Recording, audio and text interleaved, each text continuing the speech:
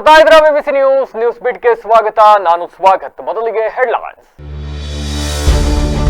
ಕುರ್ಚಿ ಫೈಟ್ಗೆ ಇಂದು ತೆರೆ. ದೆಹಲಿ ಅಂಗಳಕ್ಕೆ ಸಿಎಂ ಡಿಸಿಎಂ ಬಣ. ಕ್ಲೈಮ್ಯಾಕ್ಸ್ ಹಂತಕ್ಕೆ ಕುರ್ಚಿ ಕದನ.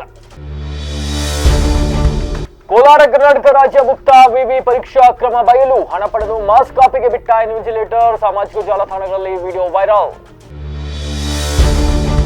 ಬೀದರ್ ಪಶು ವಿಶ್ವವಿದ್ಯಾಲಯ 45 ಕೋಟಿ ಹಗರಣ. ನಕಲಿ ಬಿಲ್ ಸೃಷ್ಟಿಸಿ ಕೋಟ್ಯಾಂತರ ರೂಪಾಯಿ ಲೂಟಿ. ಮಾಜಿ ಉಪಕುಲಪತಿ ಸೇರಿ 6 ಜನರ ಬಂಧನ.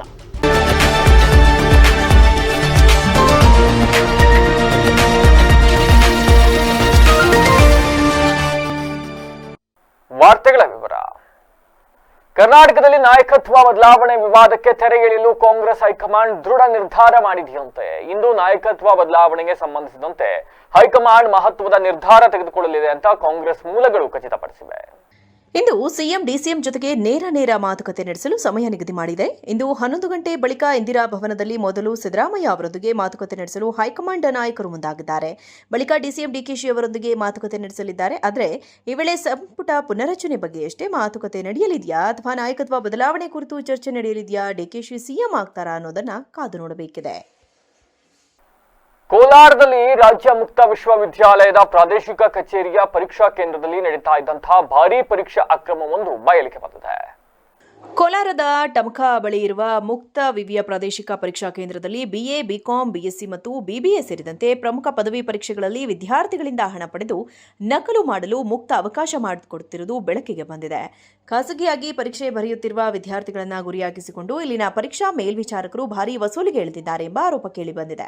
ಪರೀಕ್ಷಾ ಕೊಠಡಿಯೊಳಗೆ ಮೊಬೈಲ್ ಫೋನ್ ಮತ್ತು ಪುಸ್ತಕಗಳನ್ನು ಕೊಂಡೊಯ್ಯಲು ಒಂದು ಪೇಪರ್ಗೆ 1,000 ರಿಂದ 1,500 ರೂಪಾಯಿ ಒಳಗೆ ದರ ನಿಗದಿ ಮಾಡಲಾಗಿದೆ ಎಂಬ ಆರೋಪ ವ್ಯಕ್ತವಾಗಿದೆ.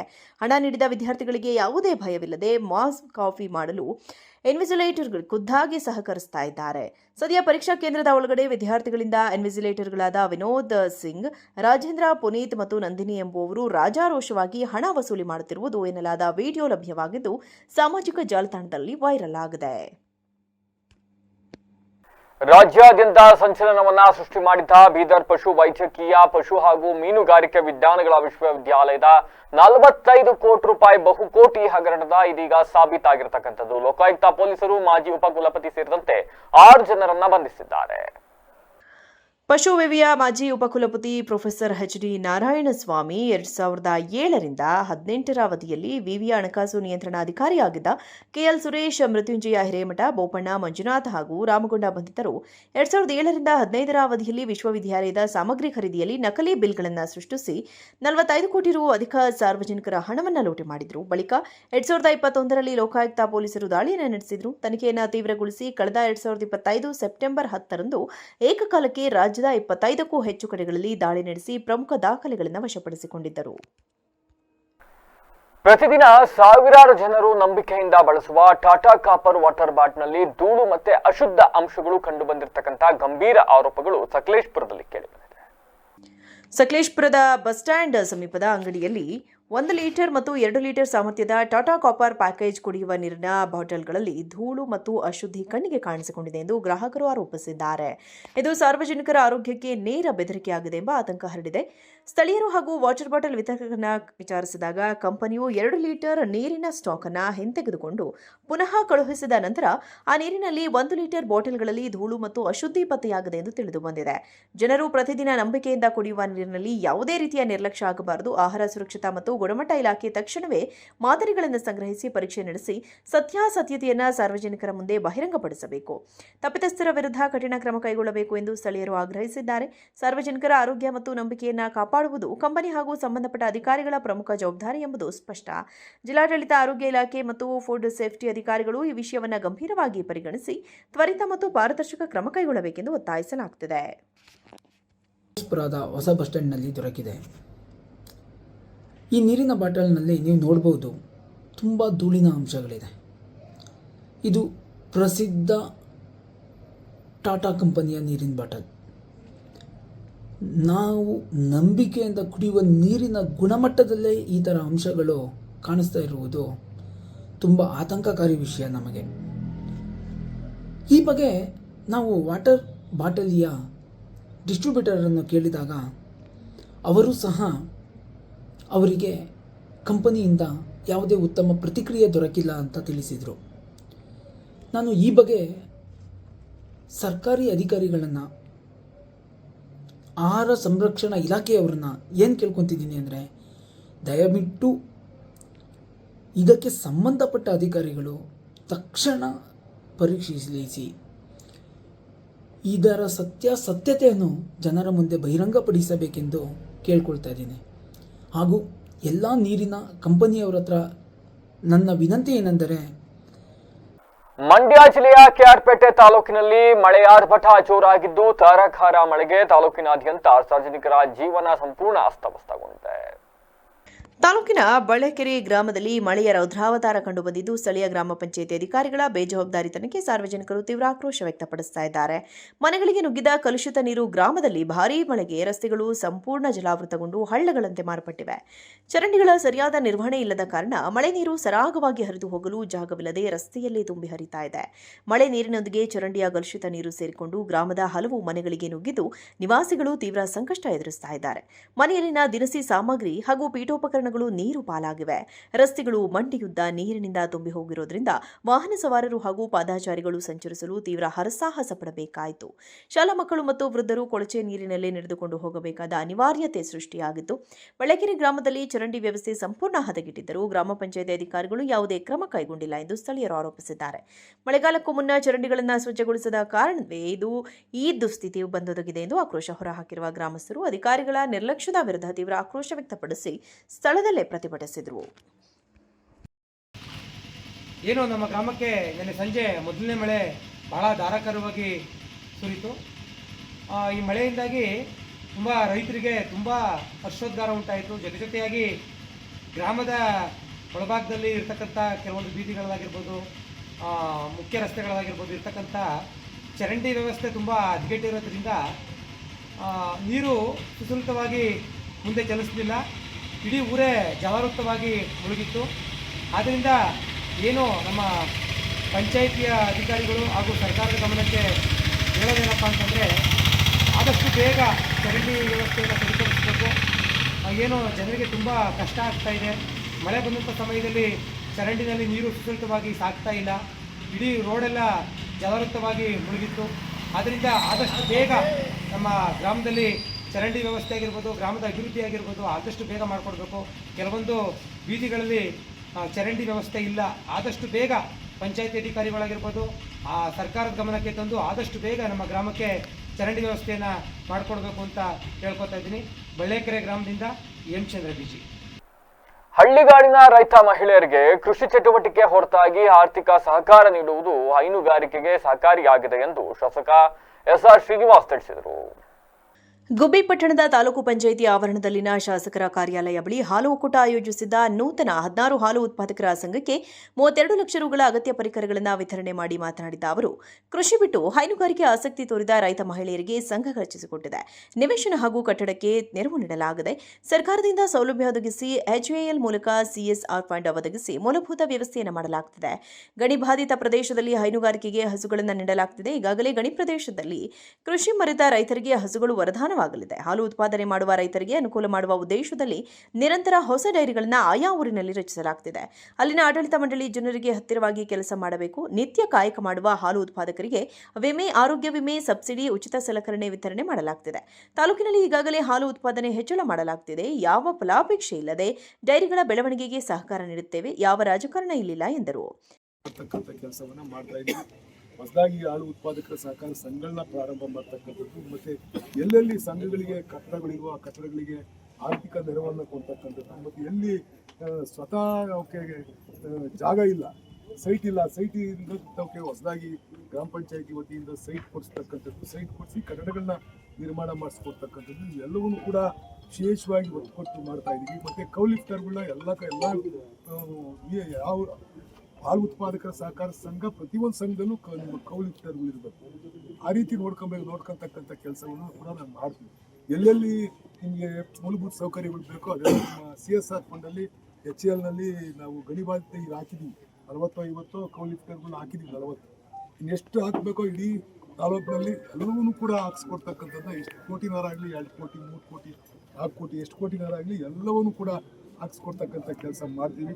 ನೀವು ಜನರಿಗೆ ಹತ್ತಿರವಾಗಿ ಕೆಲಸ ಮಾಡ್ತಕ್ಕಂಥದ್ದನ್ನ ಮಾಡಿ. ಜನರಿಗೆ ಹಾಲು ಆಡಿಸ್ಕೊಳ್ಳೋದ್ರಾಗೆ ಆಗಲಿ ಮತ್ತೊಂದ್ರಾಗೆ ಆಗಲಿ ಏನು ಸವಲತ್ತು ಸಿಗುತ್ತೋ ಅದನ್ನು ಪ್ರಾಮಾಣಿಕವಾಗಿ ಆ ಒಂದು ಉದ್ಯಮದಲ್ಲಿ ತೊಡಗಿರ್ತಕ್ಕಂಥ ಆ ಒಂದು ಕಸಬನ್ನು ಆಧಾರವಾಗಿ ಇಟ್ಕೊಂಡು ಕೆಲಸ ಮಾಡ್ತಕ್ಕಂಥವ್ರಿಗೆ ಆ ಒಂದು ಸವಲತ್ತು ಸಿಗ್ತಕ್ಕಂಥ ರೀತಿಲಿ ನೀವು ಅಲ್ಲಿ ಮುಂಚೂಣಿಯಲ್ಲಿ ಕೆಲಸ ಮಾಡ್ತಕ್ಕಂಥವ್ರು ಅಧ್ಯಕ್ಷ ಇರ್ಬೋದು, ಕಾರ್ಯಕಾರಿ ಮಂಡಳಿ ಇರ್ಬೋದು, ಸೆಕ್ರೆಟರಿ ಇರ್ಬೋದು, ಅವರೆಲ್ಲರೂ ಕೂಡ ಸೇರಿ ಮಾಡ್ತಕ್ಕಂಥ ಕೆಲಸವನ್ನು ಮಾಡಿ. ನಮ್ಮದು ಏನೂ ನಿರೀಕ್ಷಣೆ ಇಲ್ಲ ನಿಮ್ಮಿಂದ.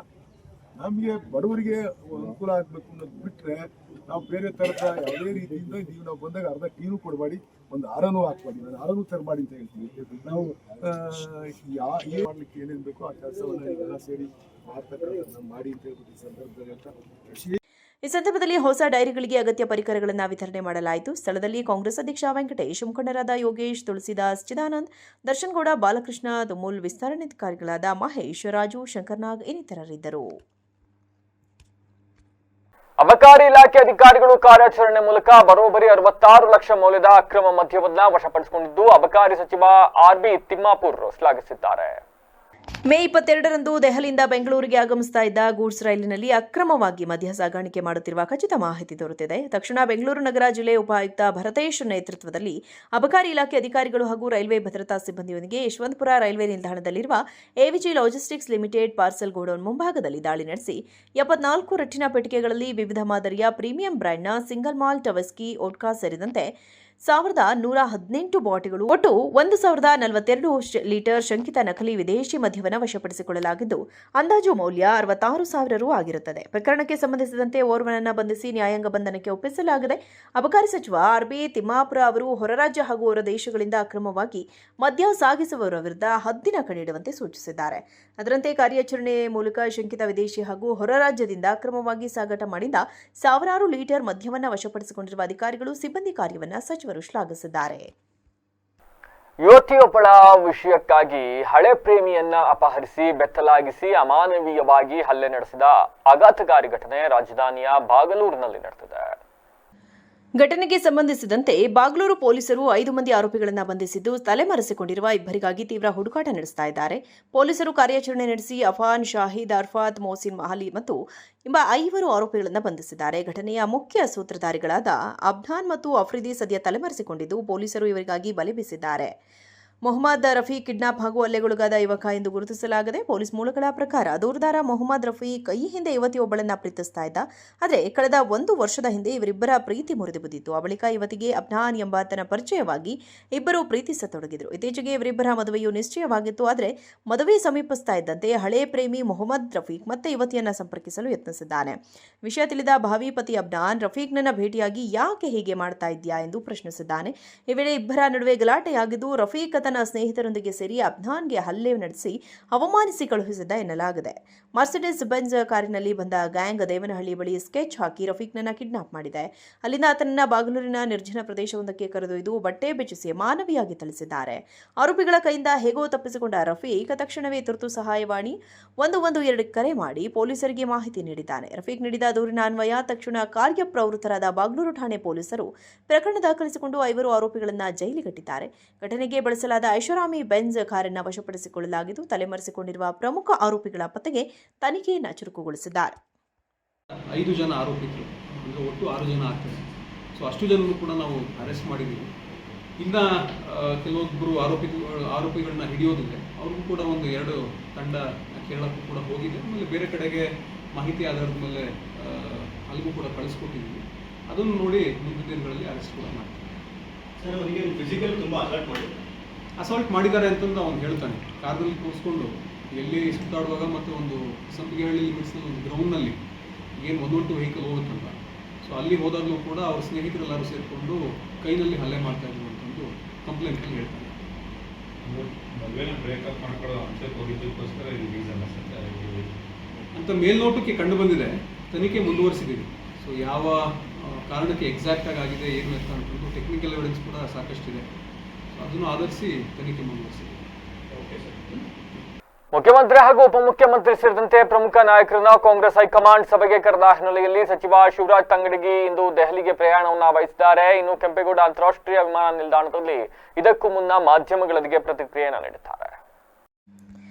ನಮ್ಮ ಹೈಕಮಾಂಡ್ ನಾಯಕರನ್ನ ಭೇಟಿ ಮಾಡಲು ನಾನು ದೆಹಲಿಗೆ ಹೋಗುತ್ತಿದ್ದೇನೆ. ಸದ್ಯದಲ್ಲೇ ನಡೆಯಲಿರುವ ರಾಜ್ಯಸಭೆ ಹಾಗೂ ವಿಧಾನ ಪರಿಷತ್ ಚುನಾವಣೆಗಳ ಕುರಿತು ಚರ್ಚಿಸಲು ಹೈಕಮಾಂಡ್ ಈ ಸಭೆ ಕರೆದಿರಬಹುದು. ಸಚಿವ ಸಂಪುಟ ವಿಸ್ತರಣೆಯಾಗಬೇಕೇ ಅಥವಾ ನಾಯಕತ್ವ ಬದಲಾವಣೆಯಾಗಬೇಕೆ ಎಂಬುದನ್ನು ನಮ್ಮ ಹೈಕಮಾಂಡ್ ತೀರ್ಮಾನ ಮಾಡಲಿದೆ. ನಮ್ಮ ಪಕ್ಷದಲ್ಲಿ ಯಾವುದೇ ಗೊಂದಲಗಳಿಲ್ಲ.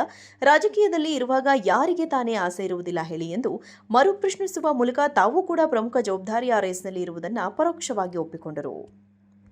ಸಚಿವ ಸಂಪುಟ ವಿಸ್ತರಣೆ ಆಗುತ್ತೋ ನಾಯಕತ್ವ ಬದಲಾವಣೆ ಆಗುತ್ತೋ ಏನ್ ಸರ್ ಅದು ಎಲ್ಲ ನಿರ್ಧಾರ ಮಾಡೋದು ಹೈಕಮಾಂಡ್. ಅದನ್ನ ಕರೆದಿದ್ದಾರೆ, ಮುಖ್ಯಮಂತ್ರಿಗಳನ್ನ ಉಪಮುಖ್ಯಮಂತ್ರಿಗಳನ್ನ ಕರೆದಿದ್ದಾರೆ. ಅದಕ್ಕೆ ನಾವೇನು ಹೋಗೋದಿರಾಗಲ್ಲ, ನಮ್ಮನ್ನೇನು ಕರೆದಿಲ್ಲ. ನಾವು ನಮ್ಮ ನಾಯಕರಿಗೆ ಭೇಟಿ ಆಗಲ್ಲ, ಹೋಗಿದ್ದೀವಿ, ಅವ್ರಿಗೊಂದು ನಮಸ್ಕಾರ ಮಾಡಿ ಬರೋದು ನಮ್ ಕರ್ತವ್ಯ. ಅದಕ್ಕೆ ನಾನು ಹೊರಟಿದ್ದೀನಿ, ಹೋಗಿ ಭೇಟಿ ಆಗ್ತದೆ. ಗೊಂದಲಕ್ಕೆಲ್ಲ ಒಂದು ತೆರೆ ಬೀಳುತ್ತದ. ಗೊಂದಲ ಅನ್ನೋದೇ ಇಲ್ಲ, ತೆರೆ ಬೀಳೋದಿಲ್ಲ. ಬಂತು ಕೆಲವರೆಲ್ಲ ಅದ್ರ ಬಗ್ಗೆ ಚರ್ಚೆಗಳಾಗ್ತವೆ, ಸಹಜವಾದಂತದ್ದು. ಅಧಿಕಾರದಾಗಿದ್ದಾಗ ನಾಯಕತ್ವ ಮತ್ತೊಂದು ಚರ್ಚೆ ಆಗೋದು ಸಹಜ. ಅದಕ್ಕೆ ಗೊಂದಲ ಅನ್ನಕ್ಕೆ ಹೋಗ್ತೀರಿ. ಆ ಗೊಂದಲ ಅನ್ನೋ ಪ್ರಶ್ನೆ ಎಲ್ಲ ನಮ್ಮ ಹೈಕಮಾಂಡ್ ಬಹಳ ಸ್ಟ್ರಾಂಗ್ ಇದೆ. ನಮ್ಮ ಹೈಕಮಾಂಡ್ ಒಳ್ಳೆ ನಿರ್ಧಾರ ತಗೊಂಡ್ಕೊಳ್ತದೆ. ಸಚಿವ ಸಂಪುಟ ಪುನರ್ರಚನೆ ಆದ್ರೆ ಇಲ್ಲ ವಿಸ್ತರಣೆ ಆತರ ಆದ್ರೆ ಪುನರ್ರಚನೆ ರಾಜ್ಯ ರಾಜಕಾರಣದಲ್ಲಿ ಸಂಪುಟ ಪುನರ್ರಚನೆ ಹಾಗೂ ಎಂಎಲ್ಸಿ ಚುನಾವಣೆ ಸದ್ದು ಮಾಡ್ತಾ ಇರ್ತಕ್ಕಂಥ ಬೆನ್ನಲ್ಲೇ ಇದೀಗ ಹೈಕಮಾಂಡ್ ನಾಯಕರನ್ನ ಭೇಟಿಯಾಗೋದಕ್ಕೆ ಕಾಂಗ್ರೆಸ್ ನಾಯಕರು ದೆಹಲಿಯತ್ತ ಮುಖ ಮಾಡಿದ್ದಾರೆ. ರಾಜ್ಯ ಮಹಿಳಾ ಕಾಂಗ್ರೆಸ್ ಕಾರ್ಯದರ್ಶಿ ಮಂಜುಳಾ ನಾಯ್ಡು ಇಂದು ದೆಹಲಿಗೆ ಪ್ರಯಾಣವನ್ನ ಬಯಸಿದ್ದು ರಾಜ್ಯ ರಾಜಕೀಯ ವಲಯದಲ್ಲಿ ಇದೀಗ ತೀವ್ರ ಕುತೂಹಲವನ್ನ ಕೆರಳಿಸಿದೆ. ದೇವನಹಳ್ಳಿಯ ಕೆಂಪೇಗೌಡ ಅಂತಾರಾಷ್ಟ್ರೀಯ ವಿಮಾನ ನಿಲ್ದಾಣದ ಮೂಲಕ ದೆಹಲಿಗೆ ತೆರಳುವ ಮುನ್ನ ಮಾಧ್ಯಮಗಳೊಂದಿಗೆ ಮಾತನಾಡಿದ ಅವರು ತಮ್ಮ ರಾಜಕೀಯ ಆಕಾಂಕ್ಷೆಯನ್ನ ಬಹಿರಂಗಪಡಿಸಿದರು. ನಾನು ಕಾಂಗ್ರೆಸ್ ಪಕ್ಷಕ್ಕಾಗಿ ಕಳೆದ ಹಲವು ವರ್ಷಗಳಿಂದ ನಿಷ್ಠಾವಂತ ಕಾರ್ಯಕರ್ತೆಯಾಗಿ ದುಡಿದಿದ್ದೇನೆ. ಪಕ್ಷ ಸಂಘಟನೆಯಲ್ಲಿ ಸಕ್ರಿಯವಾಗಿ ತೊಡಗಿಸಿಕೊಂಡಿದ್ದೇನೆ. ಈ ಬಾರಿ ನಾನು ಎಂಎಲ್ಸಿ ಟಿಕೆಟ್ ಆಕಾಂಕ್ಷಿಯಾಗಿದ್ದು ಹೈಕಮಾಂಡ್ ಬಳಿ ನನಗೆ ಅವಕಾಶ ನೀಡುವಂತೆ ಮನವಿ ಮಾಡಲು ದೆಹಲಿಗೆ ಹೊರಟಿದ್ದೇನೆ ಎಂದು ಮಂಜುಳಾ ನಾಯ್ಡು ನೇರವಾಗಿ ನುಡಿದರು. ರಾಜ್ಯದಲ್ಲಿ ಸಚಿವ ಸಂಪುಟ ಪುನರ್ರಚನೆ ಕಸರತ್ತು ಬಾಕಿ ಇರುವ ಹಿನ್ನೆಲೆಯಲ್ಲಿ ದೆಹಲಿಯಲ್ಲಿ ಇಂದು ನಡೆಯಲಿರುವ ಪ್ರಮುಖ ಸಭೆಯಲ್ಲಿ ಹೈಕಮಾಂಡ್ ಅಂತಿಮ ತೀರ್ಮಾನ ಕೈಗೊಳ್ಳುವ ಸಾಧ್ಯತೆ ಇದೆ ಎಂದು ತಿಳಿಸಿದ ಅವರು ಕಾಂಗ್ರೆಸ್ ಹೈಕಮಾಂಡ್ ಸಭೆಯ ಹಿನ್ನೆಲೆಯಲ್ಲಿ ಮಂಜುಳಾ ನಾಯ್ಡು ಅವರ ಈ ದೆಹಲಿ ಭೇಟಿ ಮತ್ತು ಎಂಎಲ್ಸಿ ಟಿಕೆಟ್ಗಾಗಿ ನಡೆಸುತ್ತಿರುವ ಲಾಬಿ ಮುಂದಿನ ದಿನಗಳಲ್ಲಿ ಪಕ್ಷದೊಳಗೆ ಮಹಿಳಾ ಕೋಟಾದಡಿ ಯಾರಿಗೆ ಮಣೆ ಸಿಗಲಿದೆ ಎಂಬ ಚರ್ಚೆಯನ್ನ ಮುಂಚೂಣಿಗೆ ತಂದಿದೆ. ಏನಿಲ್ಲ, ಇದು ಒಂದು ವ್ಯಯಮಾನ. ಎಲ್ಲ ಒಂದು ಸರ್ಕಾರ ಯಾವುದೇ ಪಕ್ಷ ಬಂದಾಗೂ ಈ ಎಕ್ಸರ್ಸೈಸ್ ನಡೀತಾನೆ ಇರ್ತದೆ. ಆಕಾಂಕ್ಷೆಗಳು ಎಲ್ಲ ಹಂತದಲ್ಲೂ ಇದ್ದೇ ಇರ್ತಾರೆ. ಹಾಗಾಗಿ ಹೈಕಮಾಂಡ್ ವೆರಿ ಸ್ಟ್ರಾಂಗ್ ಇರೋದ್ರಿಂದ ಅವ್ರು ತೀರ್ಮಾನ ಮಾಡ್ತಾರೆ. ರಿಷಫಲ್ ಅಂತೂ ಇನ್ನ ಪೆಂಡಿಂಗ್ ಇರೋದ್ರಿಂದ ಎಲ್ಲದಕ್ಕೂ ಒಂದು ತಿರು ಸಿಗ್ತದೆ. ಅಲ್ಲ, ಸಾಕಷ್ಟು ಗೊಂದಲಗಳು ಕೂಡ ಇತ್ತು ಕಾಂಗ್ರೆಸ್ ನಲ್ಲಿ. ಇವತ್ತು ಗೊಂದಲ ಅಂತಂದ್ರೆ ಅದು ಒಳ ಇದ್ದೇ ಇರುತ್ತಲ್ಲ.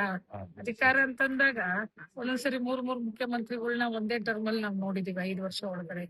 ಸೊ ಹಾಗಾಗಿ ಹೈಕಮಾಂಡ್ ಈಗ ಈ ಪರಿಸ್ಥಿತಿನಲ್ಲಿ ಹೇಗೆ ತೀರ್ಮಾನ ಮಾಡುತ್ತೋ ಹೈಕಮಾಂಡ್ ಡಿಸಿಷನ್ಗೆ ಎಲ್ಲರೂ ಭದ್ರ. ಈಗ ರಾಜ್ಯಸಭೆ ಚುನಾವಣೆ ಮತ್ತೆ ಎಂಎಲ್ಸಿ ಚುನಾವಣೆ ಬರ್ತಾ ಇದೆ. ನೀವು ಕೂಡ ಒಂದು ಎಂಎಲ್ಸಿ ಆಕಾಂಕ್ಷಿ. ಹೌದು, ಖಂಡಿತ ಆಕಾಂಕ್ಷಿ. ಅದ್ರದ್ದೇನಾದ್ರೂ ನೀವು ಪಕ್ಷಕ್ಕೆ ಹೈಕಮಾಂಡ್ ಗಮನ ತಗೊಂಡ್ ಬಂದಿದೀವಿ ಈಗಾಗ್ಲೇ. ನಾವು ದುಡ್ಡು. ಈಗ ಮತ್ತೊಮ್ಮೆ ಹೆಡ್ಲೈನ್ಸ್. ಕುರ್ಚಿ ಫೈಟ್ಗೆ ಇಂದು ತೆರೆ. ದೆಹಲಿ ಅಂಗಳಕ್ಕೆ ಸಿಎಂ ಡಿಸಿಎಂ ಬಣ. ಕ್ಲೈಮ್ಯಾಕ್ಸ್ ಹಂತಕ್ಕೆ ಕುರ್ಚಿ ಕದನ. ಕೋಲಾರ ಕರ್ನಾಟಕ ರಾಜ್ಯ ಮುಕ್ತ ವಿವಿ ಪರೀಕ್ಷಾ ಕ್ರಮ ಬಯಲು. ಹಣ ಪಡೆದು ಮಾಸ್ ಕಾಪಿಗೆ ಬಿಟ್ಟ ಇನ್ವಿಜಿಲೇಟರ್. ಸಾಮಾಜಿಕ ಜಾಲತಾಣಗಳಲ್ಲಿ ವಿಡಿಯೋ ವೈರಲ್. ಬೀದರ್ ಪಶು ವಿಶ್ವವಿದ್ಯಾಲಯ 45 ಕೋಟಿ ಹಗರಣ. ನಕಲಿ ಬಿಲ್ ಸೃಷ್ಟಿಸಿ ಕೋಟ್ಯಾಂತರ ರೂಪಾಯಿ ಲೂಟಿ. ಮಾಜಿ ಉಪಕುಲಪತಿ ಸೇರಿ 6 ಜನರ ಬಂಧನ. ಇದಾಗಿ ಹೊತ್ತಿನ ವಿಶೇಷ. ನಿರಂತರ ಸುದ್ದಿಗಾಗಿ ನೋಡ್ತಾರೆ ವಿವಿಸಿ ಟಿವಿ, ಸತ್ಯದ ಕಡೆ.